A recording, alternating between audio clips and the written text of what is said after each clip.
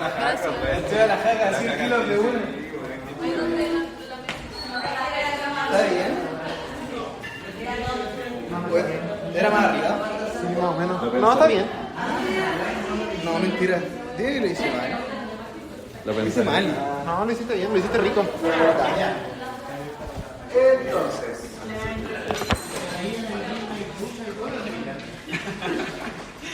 Toma.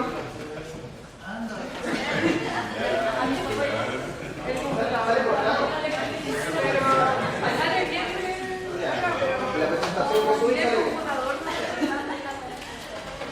Ya chicos, entonces, ¿qué vamos a revisar ahora? Vamos a ver un poquito sobre la presión secundaria.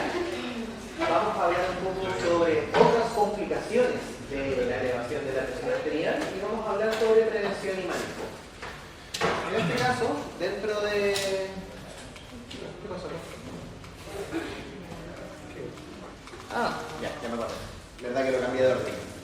En este caso, dado la hipertensión primaria, que era el ejemplo más representativo, hablemos ahora sobre cómo podríamos manejar justamente este cuadro de hipertensión primaria, que se asocia a un aumento de la resistencia de las arterias periféricas y la retención de líquidos, o sea, la retención de sodio y líquido. Ahora, en este caso, vamos a tener que hay varias terapias que podemos tener. Tenemos terapias que son basadas en el cambio del estilo de vida y terapias que son farmacológicas. Las terapias basadas en el cambio de estilo de vida se basan en la disminución del peso, habitualmente una disminución del índice de masa corporal por debajo de 25, una disminución en la ingesta de sal por debajo de 6 gramos de sal al día. Acuérdense que esto es sal de mesa, no el sodio. ¿Ya? Entonces, menos de 6 gramos de sal al día. Adaptar el plan dietético a DASH, que en este caso sería una dieta con abundantes verduras, frutas y antioxidantes, reduciendo el contenido de grasa saturada y total. Además, vamos a disminuir el consumo de bebidas alcohólicas, porque como ya vimos, el alcohol también se asocia a un aumento intrínseco de presión arterial. Disminución a menos de 2 copas al día para hombres y menos de 1 copa al día para mujer. Ahora, esta recomendación es una recomendación que está más o menos desactualizada, porque lo que se ha visto recientemente es que no hay una dosis de ingesta saludable de alcohol. Entonces esto de media copa de vino al día está activamente en discusión. Así que todavía no sabemos si es que el alcohol puede generar algún tipo de beneficio, más que nada el vino por antioxidantes, versus el daño que ejerce el alcohol, el etanol, propiamente tal. Además, aumento del ejercicio físico, ejercicio aeróbico por lo menos 3 veces al día durante 15 a 30 minutos. Ahora, dentro de las medidas farmacológicas, vamos a tener un montón de medicamentos distintos que actúan de distintas maneras justamente para controlar el aumento de presión arterial. Tenemos algunos fármacos cuya principal función va a ser aumentar la excreción de líquido, por ejemplo los diuréticos. En este caso, sabemos que existen algunos diuréticos como la hidroclorotiazida y la furosemida, tiazidas y diuréticos de asa, que revisamos en las clases de renal. Ahora, a los pacientes con hipertensión también se les pueden dar justamente para promover la pérdida de sodio y la pérdida de agua.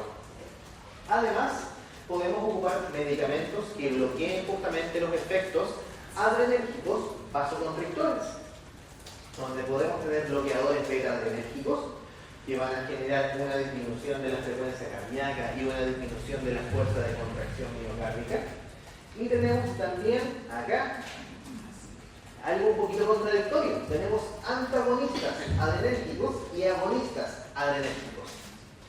¿Por qué vamos a ocupar agonistas y antagonistas adrenérgicos? Porque depende de las zonas de acción del medicamento. Si tenemos antagonistas del receptor, en este caso disminuye la función del sistema, mientras que los agonistas alfa del sistema nervioso central también contribuyen a la vasodilatación. Además, podemos ocupar fármacos inhibidores del sistema renina-angiotensina-aldosterona. Por ejemplo, tenemos los IECA, que son los inhibidores de la enzima convertido en angiotensina. Tenemos los ARA2, que son inhibidores de la angiotensina 2.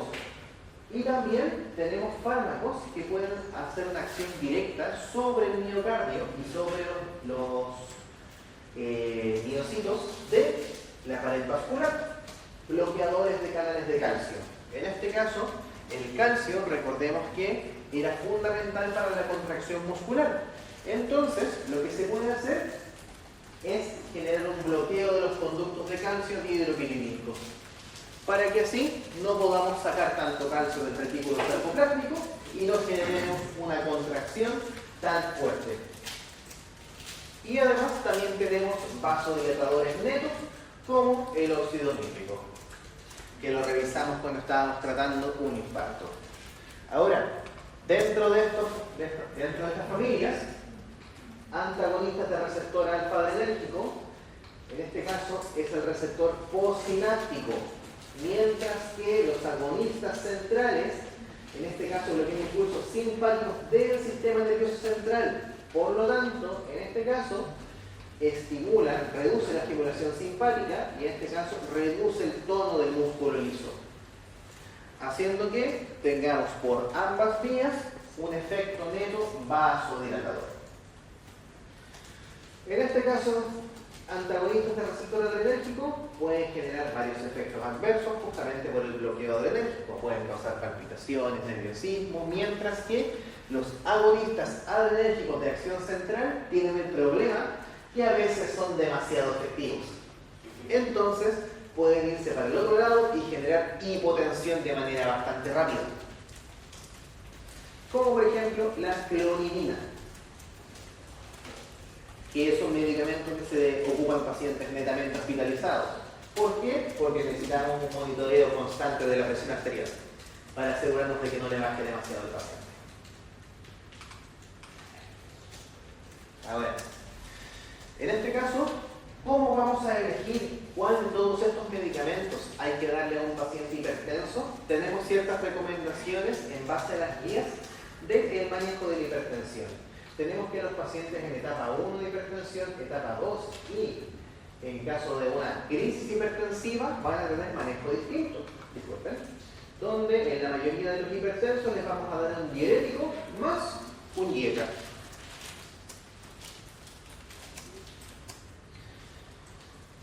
Mientras que, le vamos a dar un diurético o un IECA. Mientras que en hipertensión etapa 2 le vamos a dar un diurético y un IECA.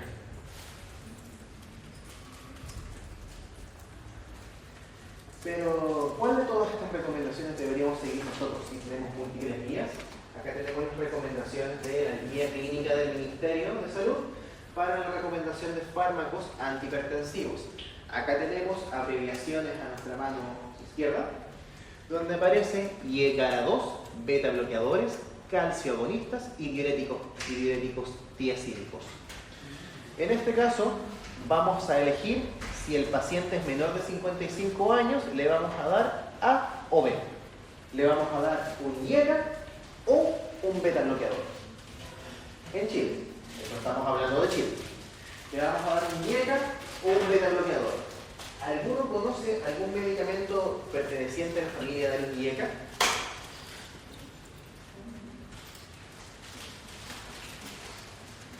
Los IECA ahora 2.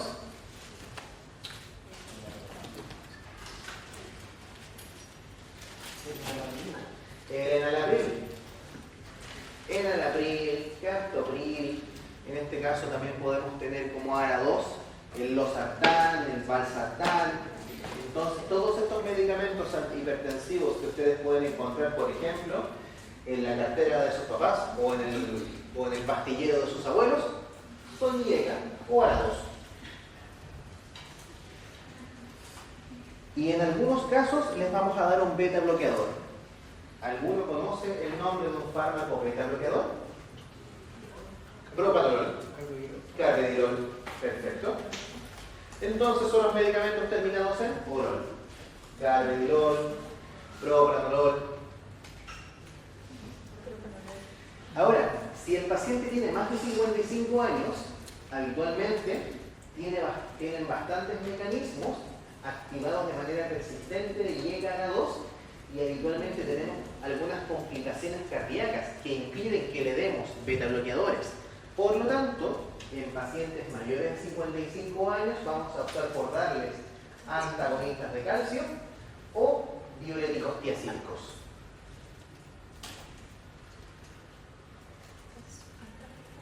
Agonistas de calcio, antagonistas del receptor de calcio, disculpen. Es lo mismo en este caso. Si el paciente no se controla adecuadamente con estos medicamentos, se pasa al paso 2, donde le vamos a dar A y ahora 2 más COD. Y ahora 2 más un calcio agonista o un diurético tiacídico. Y si el paciente aún así continúa hipertenso, le vamos a dar AOE más CID. Entonces la PS podríamos solo llegar hasta el paso 3. ¿Cómo? Ahí, según esto, podríamos llegar hasta el paso 3. Exactamente. El paso 4 va a ser de cardiología. Entonces, esto es lo que ustedes van a tener que hacer cuando le indiquen tratamiento antihipertensivo a un paciente.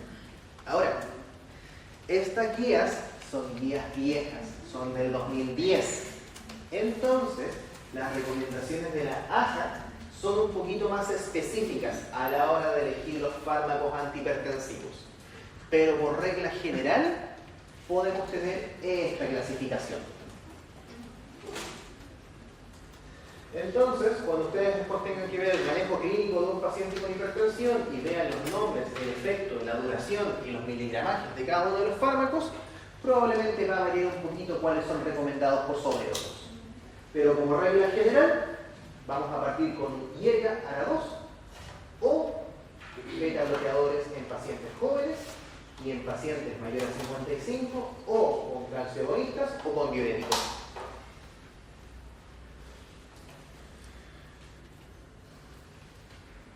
¿Alguna duda? ¿Cuál abajo? Los beta bloqueadores se asocian a un mayor riesgo de síndrome metabólico en general. No se sabe muy bien la fisiopatología, pero los beta bloqueadores se asocian a la aparición de síndrome metabólico. Entonces, si el paciente tiene diabetes, idealmente hay que evitar el uso de beta bloqueadores.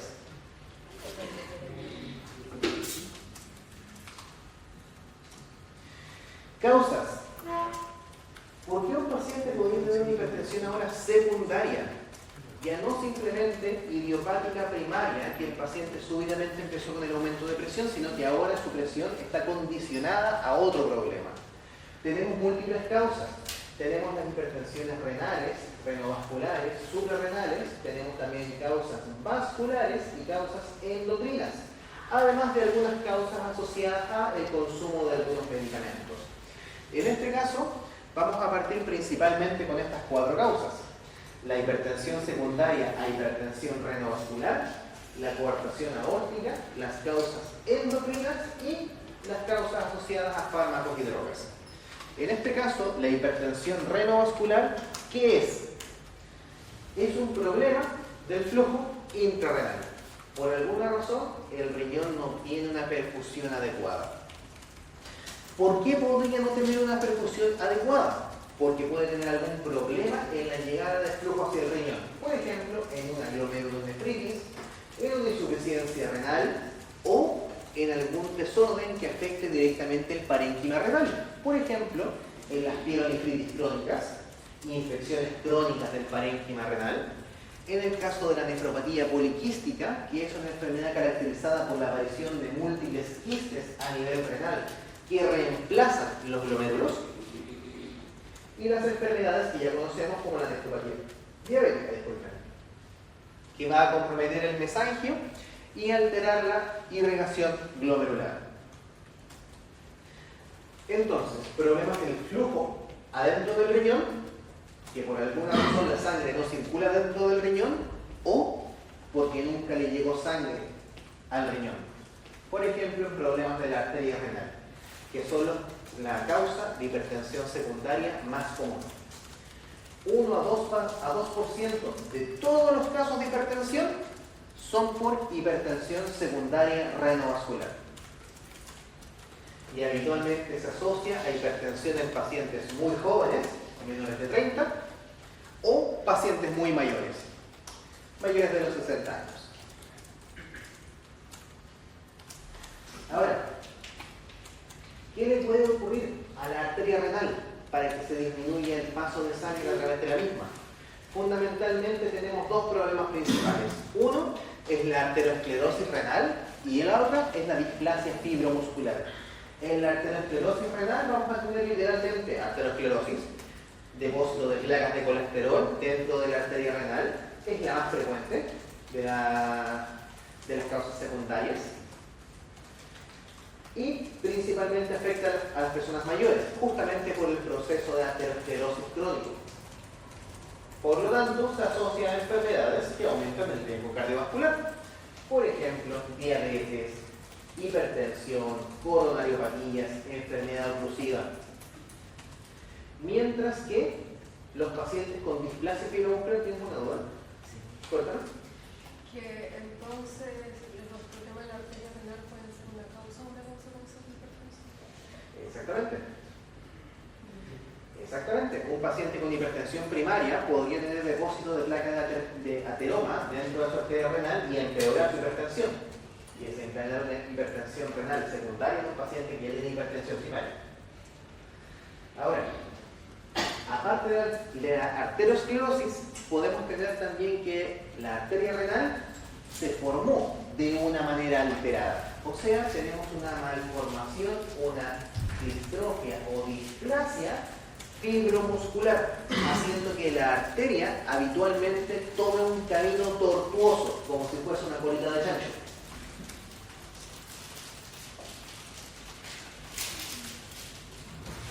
Habitualmente es en mujeres y se asocia a alteraciones importantes de la irrigación renal. Acá podemos ver una dilatación aneurismática ocasionada por distrofia fibromuscular que condiciona una disminución del flujo hacia la mitad superior del riñón.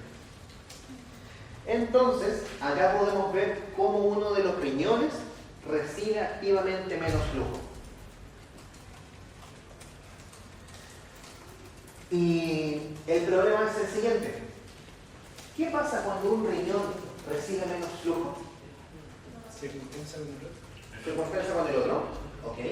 Pero, ¿qué va a hacer este riñón? ¿Se hipertrofia? Difícil que se hipertrofie porque tenemos menor flujo. Habitualmente se termina atrofiando un poquito. ¿Se necrosa? Ok. Se puede necrosar la parte que tenga menor flujo. Podría llegar a ser. Pero esta parte que tiene poquito flujo, ¿cómo van a responder esos glomérulos? Eso sí se hipertrofia. ¿Cómo? Eso sí se hipertrofia. Podrían llegar a hipertrofiarse esos glomérulos. ¿Y de qué manera responde la nefrona ante una disminución en el aporte de sangre? Libera renina.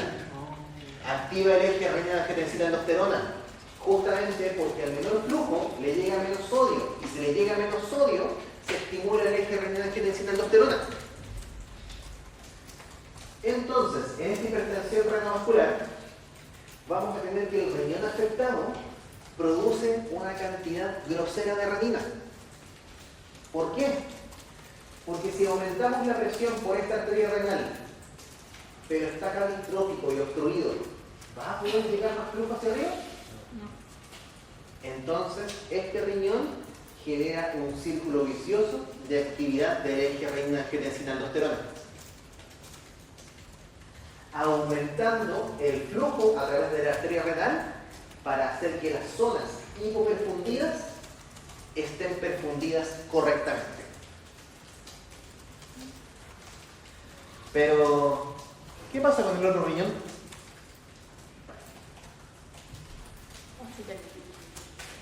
¿Se qué? ¿Se hipertrofia? Aumenta la cantidad de renina. ¿Aumenta qué cosa? El flujo. Aumenta el flujo hacia ese riñón. ¿Cómo? Va a aumentar la presión intraglomerular. Perfecto. Aumenta el flujo hacia el riñón sano, aumentando la presión intraglomerular. ¿Y qué pasa si a la barrera de filtración lo exponemos a presiones cada vez mayores?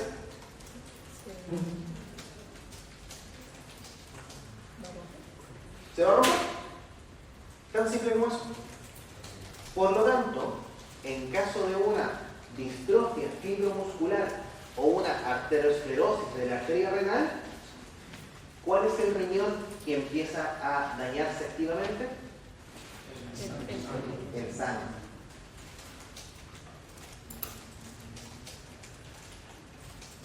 Por lo tanto, en este caso, ¿se le puede pasar solo la hipertensión? No, porque tenemos una activación persistente del eje renina-angiotensina-aldosterona. ¿Qué tenemos que hacer para que se le pase la hipertensión a este paciente? Inhibir la renina, perfecto. Podríamos inhibir el eje o difícil anticoagular, operar la arteria. Vamos a llegar acá y dilatar la arteria, quitar la placa aterosclerótica o hacerle una angioplastía renal en caso de que tengamos una distrofia fibromuscular.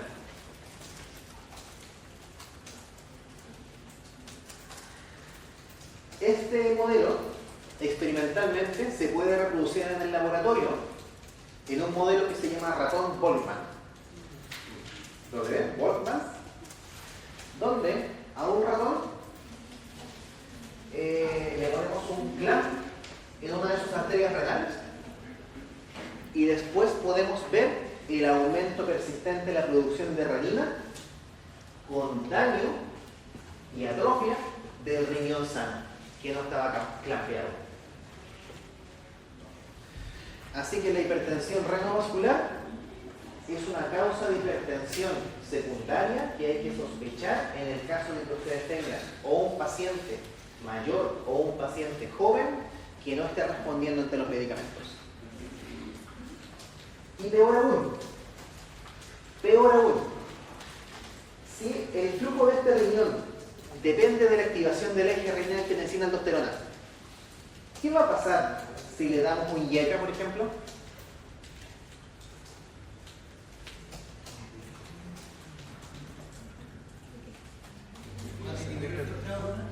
Va a ceder al filtrado, entonces va a dejar de estar tan activado y va a rápidamente caer la función de filtración renal, haciendo que estos son pacientes hipertensos que le damos un IECA y empiezan a presentar insuficiencia renal.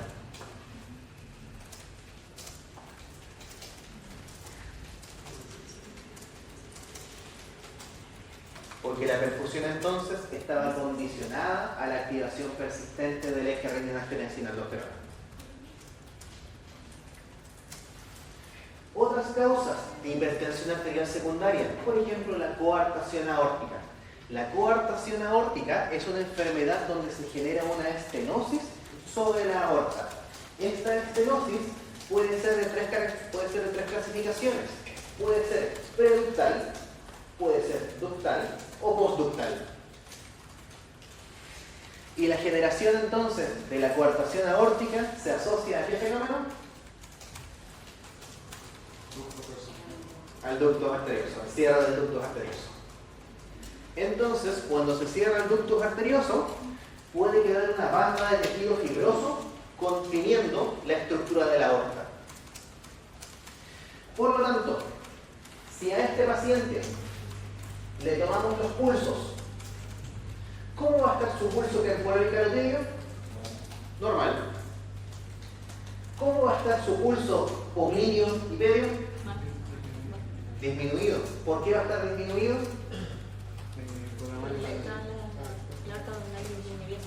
Exactamente, porque el flujo que llega a la aorta abdominal y para abajo disminuye, mientras que lo que viene por la subclavia va a mantenerse.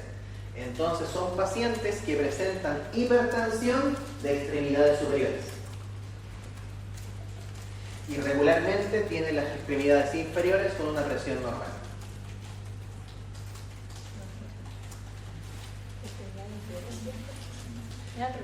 ¿Cómo? ¿En las inferiores debería ser Debería estar inferiores a estar normal. Habitualmente no alcanza a estar tan disminuido, se tiene un valor normal, mientras que para extremidades superiores vamos a tener hipertensión. porque se mantiene ahí la zapa. Exactamente. Me acuerdo que una vez me hicieron una pregunta de prueba sobre esto. Me acuerdo que una vez me pusieron, ¿Cómo estaría la evaluación de los pulsos distales de un paciente que tenga una coartación aórtica antes de la salida de la carótida izquierda? Entonces, que tiene que imaginarme, si es acá, entonces va a ser el brazo afectado, brazo derecho sano, con cacho. No les voy a hacer esta pregunta. Bueno, en este caso, la mayor parte de la sangre se va a mantener en las extremidades superiores, mientras que el cuerpo, como sigue creciendo, igual llega algo de flujo hacia las extremidades inferiores. Entonces, lo que habitualmente encontramos es hipertensión de extremidades superiores con normo o hipotensión, más comúnmente normopresión, de las extremidades inferiores. Cuando si fuera una hipertensión generalizada, vamos a tener hipertensión de los brazos y hipertensión de las piernas.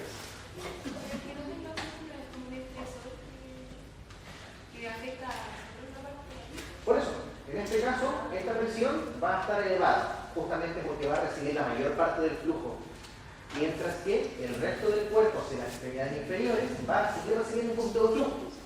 E igual mantenemos mecanismos de autorregulación para que la presión arterial media de las extremidades inferiores sea normal. Y para que la presión arterial media sea normal, necesitamos que nuestra presión sistólica y diastólica sea más o menos normal.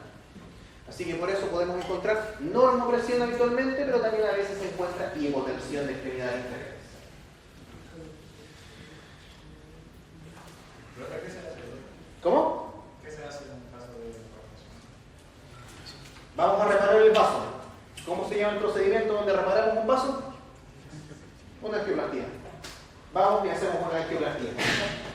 En este caso nos podemos meter por vía femoral inguinal, subimos, llegamos a la aorta y hacemos la dilatación acá. Habitualmente, eso sí, es mucho más complicado que la angioplastía percutánea, porque en este caso se puede complicar mucho más.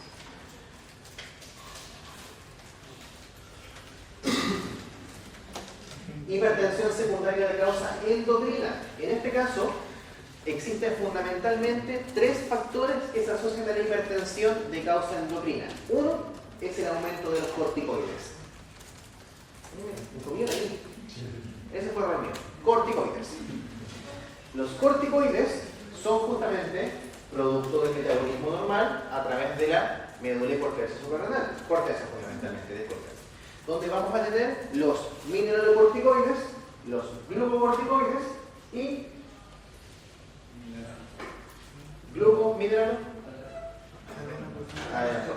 y los corticoides sexuales.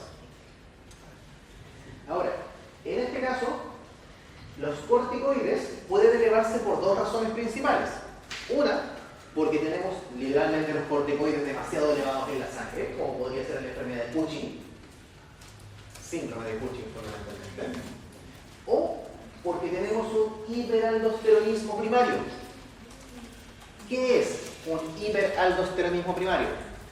En base al nombre, lo que sabemos del comité creativo. ¿Qué es el hiperaldosteronismo primario? Mayor producción de aldosterona. No era solo menor. Directamente por un tumor productor en la médula suprarrenal. Entonces tenemos algo, un tumor productor de aldosterona. Hiperaldosteronismo primario. Si seguimos produciendo aldosterona, retiene sal y agua y baja el potasio. Ahora, si no es un tumor solamente de aldosterona, sino que son todos los corticoides los que se ven comprometidos, podemos tener un síndrome de Cushing, donde vamos a tener que los pacientes retienen sal y agua debido a que los glucocorticoides, cuando están aumentados demasiado en el torrente sanguíneo, también tienen efecto mineralocorticoide. Entonces, un paciente que toma prednisona por alguna enfermedad reumatoide, por ejemplo, autoinmune, si toma una cantidad demasiado alta, puede empezar con retención de sal y agua por el efecto mineralocorticoideo de los glucocorticoides.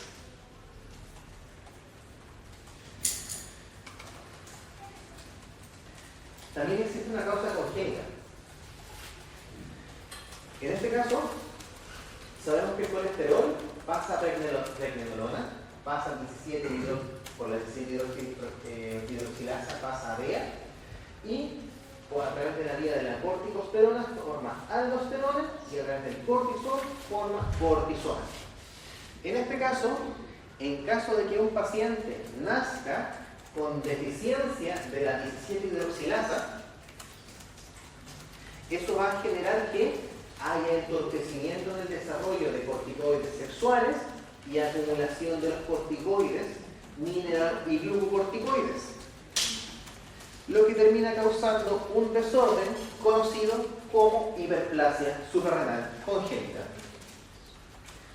que es una de las causas de hipertensión en los niños pequeños.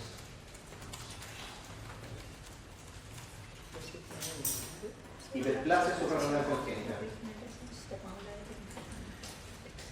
Como no tiene la 17-hidroxi, se hiperplasia, aumenta la producción para tratar de contrarrestar la falta de DEA, pero termina generando más aldosterona y cortisol.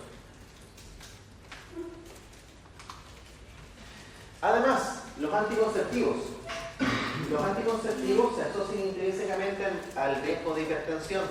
En este caso, acá tenemos un estudio multicéntrico que es una... Sí, en este caso es un estudio multicéntrico porque la revisión por sí...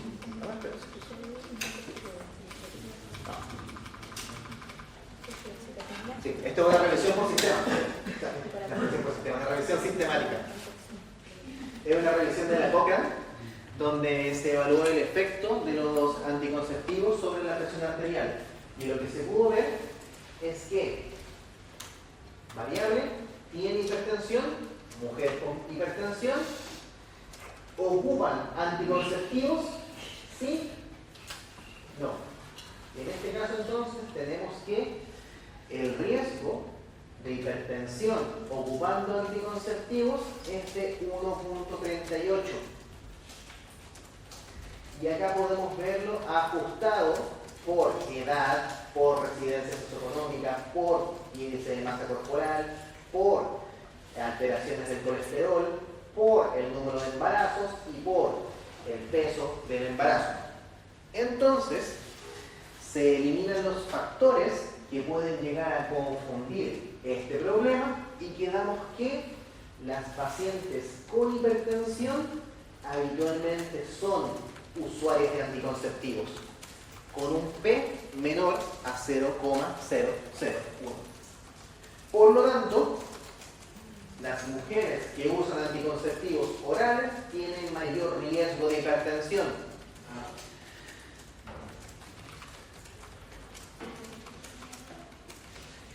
Y este riesgo aumenta mientras más prolongado sea el tiempo de tratamiento anticonceptivo.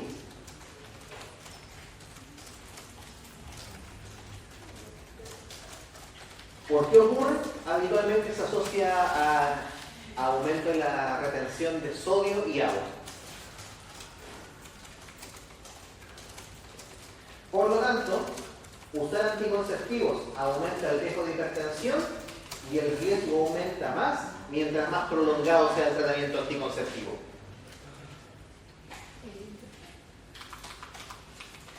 Y nos quedaba la última cosa, que es un feocromocitoma. ¿Algunos saben lo que es un feocromocitoma? ¿Un tumor?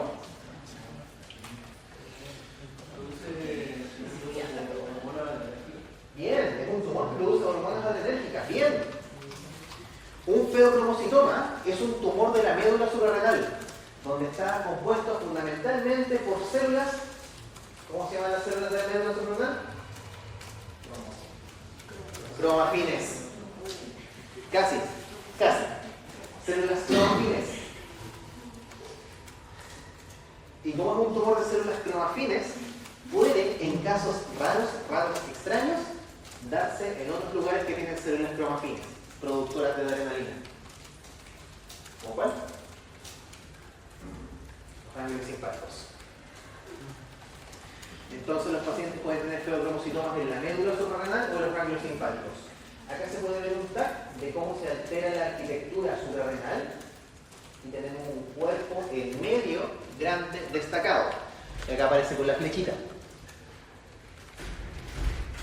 Y acá lo podemos ver, un feocromocitoma. Habitualmente se ven bastante blanquitos porque las células cromafinas son bastante claritas.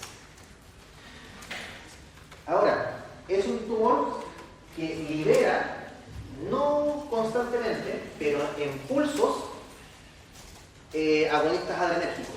Por lo tanto, el feocromocitoma se asocia a cuadros agudos de hipertensión súbita que ceden espontáneamente.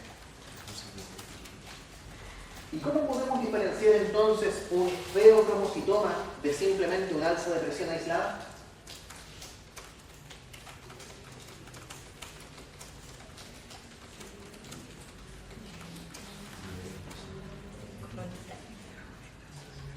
¿Qué produce el feocromocitoma? Adrenalina. Entonces, con un examen de sangre podemos medirle las catecolaminas sanguíneas. Ahora, como las catecolaminas sanguíneas no son muy sensibles, se optó por cambiarlo y actualmente ocupamos las catecolaminas urinarias. Así que si el paciente tiene catecolaminas en la orina, significa que tiene un feocromocitoma.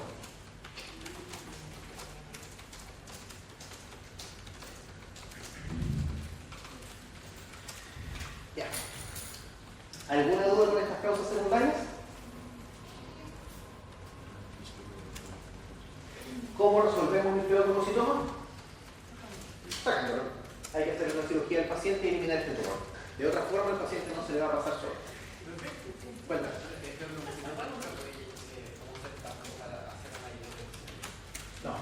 No va a generar hipotensión. Habitualmente genera cuadros agudos de crisis hipertensivas.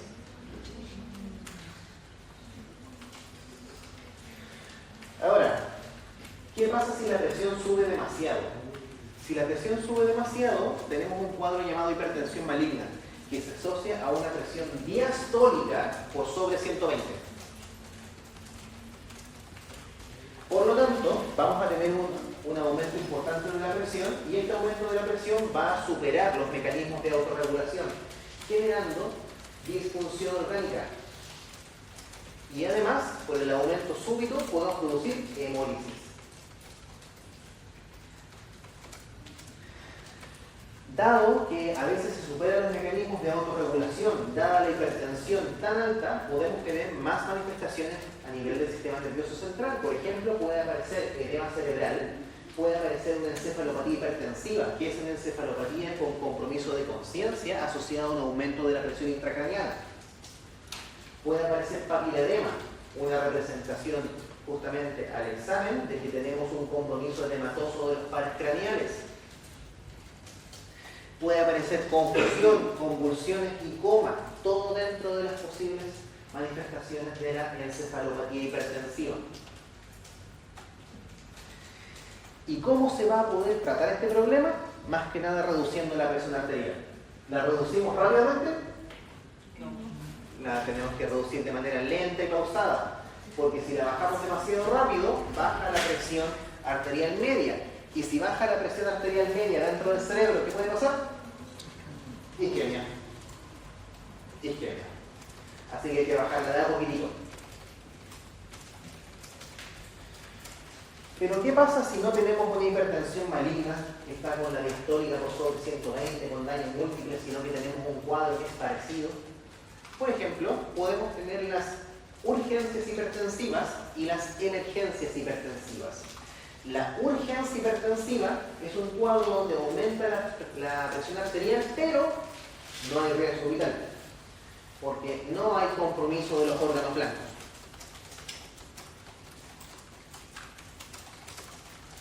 Entonces, a diferencia de la hipertensión maligna, no hay disfunción orgánica.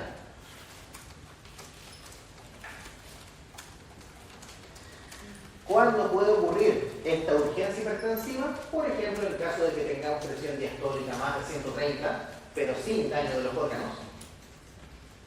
En caso de que tengamos hipertensión asociada a insuficiencia cardíaca, angina o una crisis isquémica transitoria. Entonces, si la presión no necesariamente supera a 130, pero si sube la presión y tenemos un paciente hipertenso asociado a una insuficiencia cardíaca, asociado a una angina o asociado a un TIA,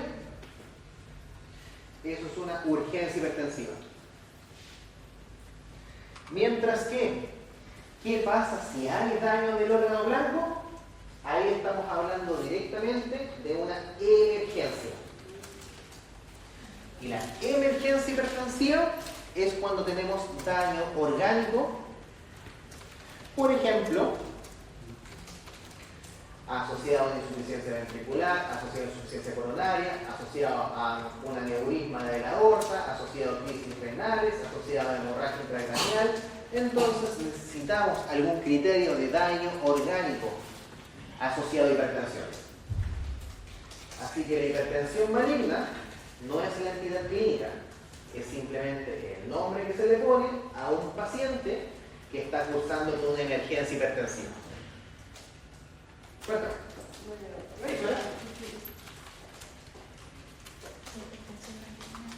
Así que ustedes no van a diagnosticar a un paciente con hipertensión maligna.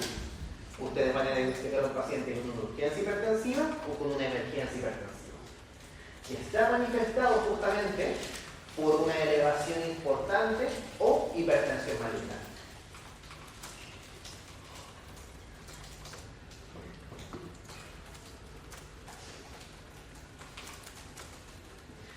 En vista de que en estos cuadros tenemos bastante frecuentemente daño orgánico, para estudiar a un paciente con hipertensión no vamos a saber a priori si es un paciente con hipertensión primaria o hipertensión secundaria. Por lo tanto, tenemos que hacerle toda la batería de exámenes para detectar algún cambio correspondiente a estas alteraciones.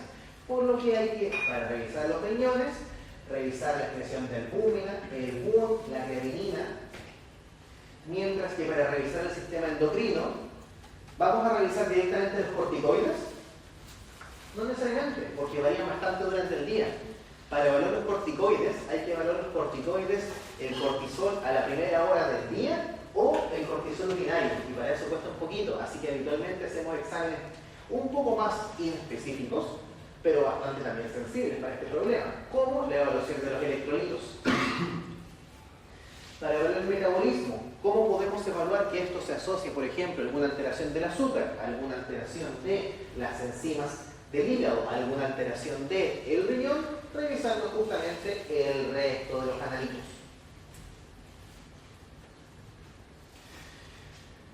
Y además, como la hipertensión se asocia a hipertrofia ventricular, a todo paciente que se ingresa al sistema como caso aquí de hipertensión, hay que hacerle un electrocardiograma. Hematocrito y electrocardiograma. ¿Por qué el hematocrito?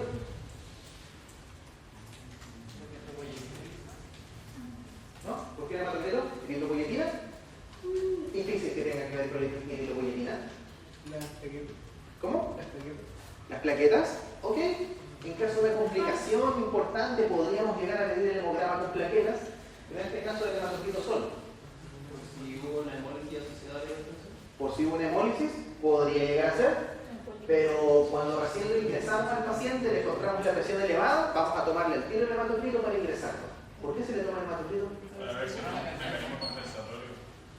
Exactamente. Para ver si no es un mecanismo compensatorio por un cuadro anémico. Porque si viene un paciente con la presión elevada, con dolor de cabeza, con mareos, ¿podría ser un paciente con anemia? Podría ser. Ahora, ¿cómo vamos a prevenir justamente la aparición de hipertensión? A través de las modificaciones del estilo de vida, el tratamiento farmacológico y algunas estrategias nuevas terapéuticas. Más que nada, asociado a la modificación del estilo de vida, la recomendación de hacer ejercicio 3 veces a la semana, disminución de la ingesta de sodio y adaptar la dieta. Tratamiento farmacológico, ya lo revisamos, y las nuevas estrategias terapéuticas se basan más que nada en medicamentos nuevos y estrategias nuevas a la hora de abordar estos problemas. Por ejemplo, se dice que en los pacientes con diabetes o los pacientes con enfermedad renal crónica, los rangos de hipertensión van a ser mucho más estrictos. Por lo tanto, en pacientes con enfermedad renal crónica y diabetes se tiene que pedir una presión sistólica por debajo de 229. incluso en algunas guías por debajo de los 120, pero más acertado por debajo de los 129.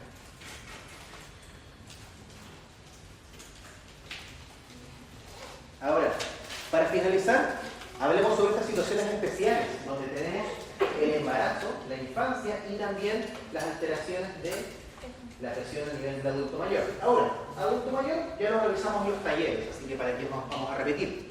Abordemos el embarazo y la infancia. En este caso, la hipertensión del embarazo se subdivide en tres entidades. Uno es una hipertensa crónica que se embaraza, o sea, una mujer que ya tiene hipertensión y que súbitamente se embaraza. La otra opción es una mujer que desarrolla hipertensión durante el embarazo. La hipertensión del embarazo se llama cuando la paciente desarrolla hipertensión desde las 20 semanas en adelante. Y en caso de que esta hipertensión, cualquiera de las dos, se complique con una crisis hipertensiva, se llama una preeclampsia-eclampsia.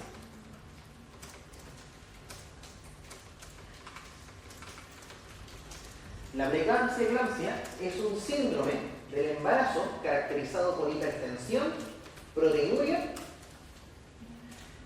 y puede comprometer la vida de la paciente. Entonces, hipertensión asociada a proteinuria después de la semana 20 es una emergencia obstétrica. ¿Por qué? Porque la preeclampsia es causada por alteraciones del flujo placentario. Cuando la placenta se crea, tenemos una pared de la madre, una pared de la placenta del feto, se unen y se interdigitan. Cosa de que tengamos sinusoides que permitan el tránsito de oxígeno entre la sangre materna y la sangre fetal. Pero, ¿qué pasa si estas interdigitaciones tienen problemas y no se generan adecuadamente? Si estos vasos sanguíneos no se generan adecuadamente, pueden producir aumento de las resistencias de los vasos placentarios. Y la mujer quiere que el bebé sobreviva, ¿cierto? Entonces, por lo menos el cuerpo de la mujer quiere que el bebé sobreviva. Entonces, ¿de qué manera el cuerpo va a aumentar el flujo sanguíneo hacia el pequeño? ¿Cómo?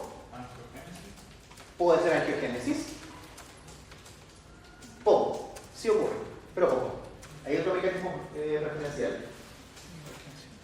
Hipertensión, exactamente. Vamos a aumentar la presión materna, justamente para que estos sinusoides logren traspasar el oxígeno hacia el feto. Entonces, en vista de la alteración y el descenso del flujo placentario, la mujer eleva extraordinariamente su presión para aumentar la irrigación fetal. Pero el problema es que lo aumenta tanto que genera proteinuria, genera edema cerebral, genera múltiples problemas sistémicos. Habitualmente se asocia a mujeres jóvenes que se embarazan, asociado principalmente al embarazo adolescente, o a múltiples embarazos, o a pacientes diabéticas o nefrópatas que se embarazan. Y el problema es que aparte de la presión sistólica elevada, tiene proteinuria y puede presentar, en casos severos, no todos, trombocitopenia y disfunción hepática.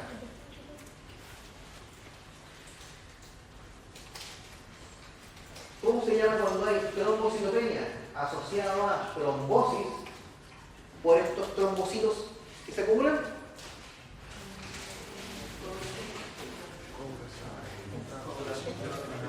Genera coagulación intravascular diseminada.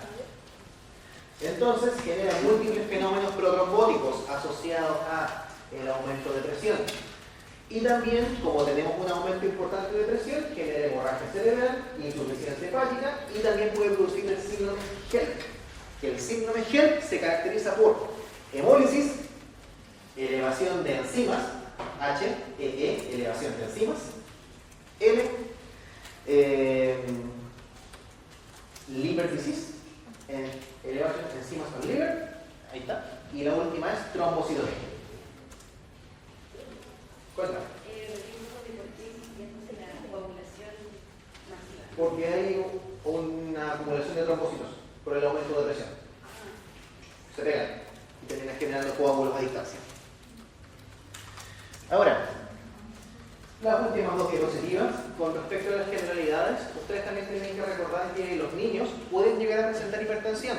Ahora, para los niños vamos a tener tablas especiales donde vamos a tener que ver la presión que debería tener para el rango etario al que corresponde. Ahora, en este caso no se lo tienen que aprender de memoria, porque cuando pasen por pediatría pueden revisar, en este caso, la guía clínica, que es orientación para la pesquisa, diagnóstico y manejo de hipertensión en infancia y adolescencia. Así que tenemos también guía clínica para esto, donde incluye algunos detalles adicionales, por ejemplo, el tamaño del manguito de presión que vamos a tener que ocupar para cada edad correspondiente. Ahora, en hipertensión, en niños, es raro que sea una hipertensión primaria. Habitualmente se asocian a las hipertensiones secundarias, ya sea las que estamos revisando que se asocian a malformaciones o alteraciones genéticas. Por ejemplo, a la hiperplasia suprarrenal congénita o a la displasia fibromuscular de la arteria renal. Así que acá podemos ver ancho, largo y circunferencia que deberíamos optar para cada uno de los pacientes. Cosa de tomar la presión de la manera más adecuada y estandarizada posible y que no cometamos errores. ¿Dudas, chicos?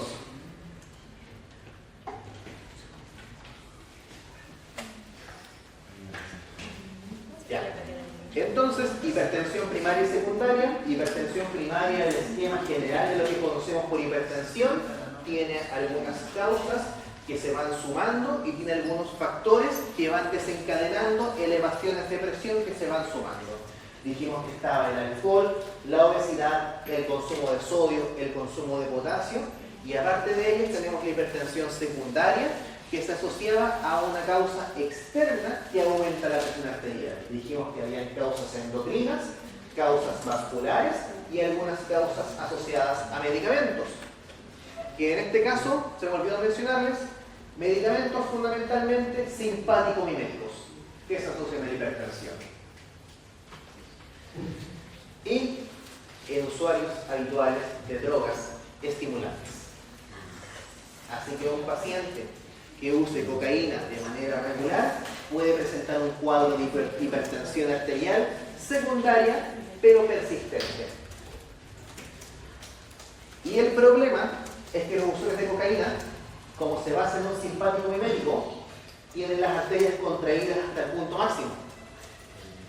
Por lo tanto, ¿qué pasa si le damos a un paciente con hipertensión por cocaína un IECA? Nada. No le va a afectar, no va a bajar la presión. Porque su presión, su elevación de presión, se basa en los simpáticos miméticos, no en el eje renina-angiotensina-aldosterona. Ya, chicos, eso era con esta clase. Si no hay más dudas, entonces le dejo el micrófono a su profesor. Ya llegó acá. Carlos, ¿les damos 10 minutos?